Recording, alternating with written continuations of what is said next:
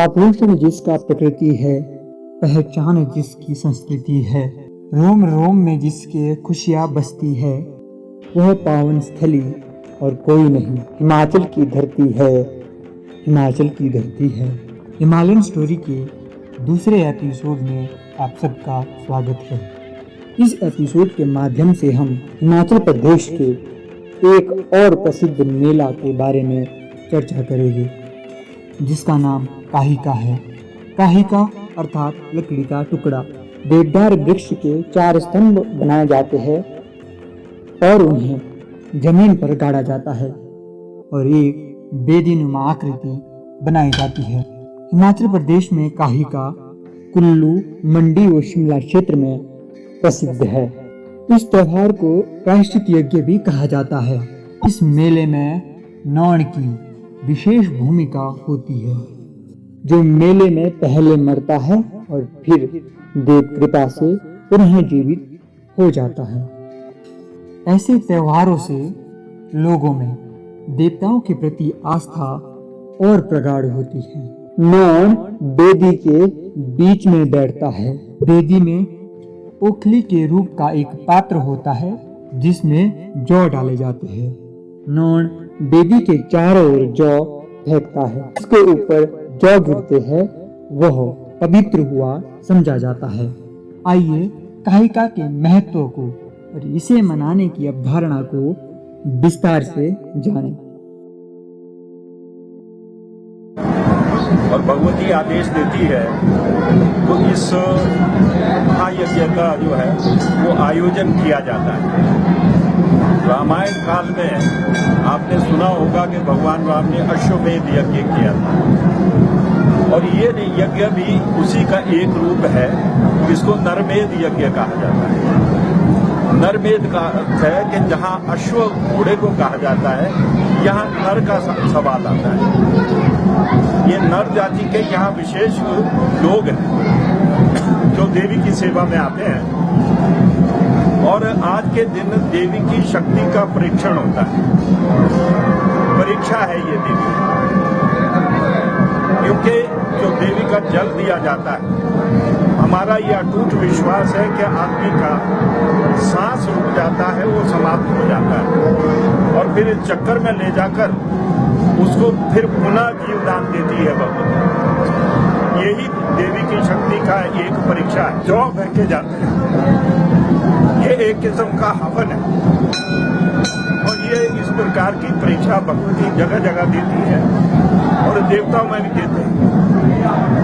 इस पाठ में हिमाचल के इसको हम काहिका कहते हैं, लेकिन शिमला इसमें इसी को गुंडा बोला जाता है। इस यज्ञ में एक किस्म से नर बलि होती है और उस नर को जीवित करती है भगवती। यही सबसे बड़ी खासियत है। यहाँ पर आज ये 5-6 देवता एकत्र हुए हैं और इसमें विशेष देवता ही आते हैं और इसी प्रकार कल पार सामने भी इसी भगवती का रूप है। वहाँ भी इस प्रकार का यज्ञ होगा, वहाँ भी 3-4 देवता होंगे। आज भी हमारी संस्कृति जीवित है और आने वाली पीढ़ियों से मैं प्रार्थना करूंगा कि वे भी इस अपनी प्राचीन जो परंपरा है इसको जीवित रखने में योगदान दें। और यहाँ के देवी देवताओं के चरणों में मैं प्रार्थना करता हूँ कि हम सबको यह ऐसी बुद्धि दे कि हम अपनी इस प्राचीन संस्कृति से जुड़े रहें। इसी कारण से कुल्लू को देवभूमि कहा जाता है और ये सदैव देवभूमि कहलाए। इतना ही कहना। काहिका या प्रायश्चित यज्ञ, इस त्योहार के माध्यम से लोग अपने गुनाहों का प्रायश्चित करते हैं। ऐसा कहा जाता है कि एक बार नाग साधु के रूप में शिरड आया। शिरड कुल्लू क्षेत्र का एक स्थान है। शिरड आते समय उसे रास्ते में साथी के रूप में नौण मिल गया। वे दोनों भोजन का प्रबंध करने लगे। नाग साधु के रूप में स्थानीय ठाकुरों से आटा मांगने गया और उसने नौण को नमक आदि पीसने के कार्य में लगा दिया। ठाकुरों ने उसे आटा नहीं दिया और उसका अपमान किया। गुस्से में लाल पीला होकर साधु हिमरे की ओर गया और वहां से वह वर्षा से भारी बाढ़ लाया जो ठाकुरों के विनाश का कारण बनी। परंतु जब वह वापिस आया तो वह देखता है कि नौण भूख से मर गया है।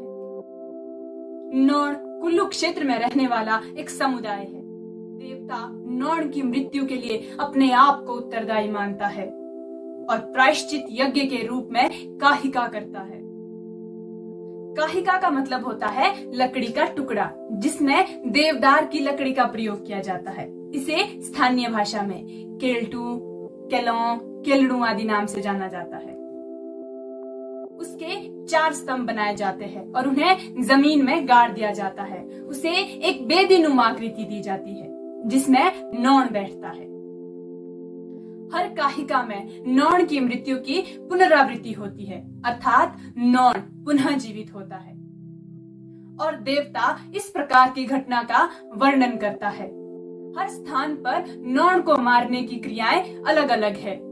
कहीं पर नौण को तीर से मारा जाता है तो कहीं पर चरणामृत पिलाकर मारा जाता है तो कहीं पर मंत्रोच्चारण द्वारा मारा जाता है।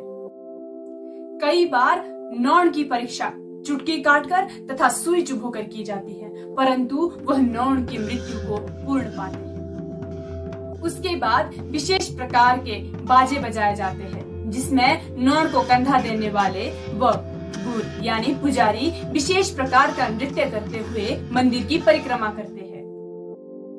वे देवता का जय घोष करते हैं और तीसरी परिक्रमा में नौण जी उठता है और देवी का जय घोष किया जाता है। तो यह थी काहिका को मनाने की अवधारणा। ऐसा माना जाता है यदि नौण मृत्यु उपरांत जिंदा ना हो तो उसकी विधवा को यह हक है कि वह देवता का सारा सोना चांदी लूट ले। नौण का जिंदा ना होना देव शक्ति का हास्य माना जाता है। जनश्रुति अनुसार एक बार आदि ब्रह्मा खोखन में रोक लगी तो काहिका में नौण की मौत हो गई और सारे गहने और धातुएं नौण की पत्नी ले गई। वह देवव्रत नौण के साथ ही जलाया गया। तो ये था काहिका। चलिए मिलते हैं अगले एपिसोड में, तब तक के लिए जय Shri Ram. Please subscribe our channel, don't forget to like.